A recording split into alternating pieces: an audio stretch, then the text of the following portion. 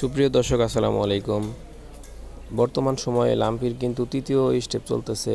এখন কিন্তু যে সব গরু ছাগল বা বাছুরের লাম্পি হচ্ছে সবগুলোই কিন্তু খুবই মুমূর্ষু অবস্থায় চলে যাচ্ছে খুব দ্রুতই। কোনো তৃতীয় পর্যায়ের কোনো ওষুধ কিন্তু কাজ করতেছে না, তৃতীয় প্রজন্মের কোনো ওষুধ কাজ করতেছে না। কারণ ইতিমধ্যেই কিন্তু আমাদের বাংলাদেশে এক ধাপে লাম্পি কিন্তু ছড়িয়ে পড়েছিল, সেটি কিন্তু কিছুটা কম ছিল, আবার দ্বিতীয় পর্যায়ে ছড়িয়েছিল। তার থেকেও কিন্তু এবার তৃতীয় পর্যায়ে যে ভয়াবহ আকার ধারণ করেছে, এটাতে কিন্তু আমাদের খুবই সতর্ক অবস্থানে থাকতে হবে। অনেকেই হয়তো বা এটার থেকে বেঁচে যাব, কারণ যারা ভ্যাকসিন করিয়েছে তারা কিন্তু এটার থেকে বেঁচে যাব, এবং অনেক ক্ষেত্রে ভ্যাকসিন করার পরেও কিন্তু এই সমস্যাটা হচ্ছে।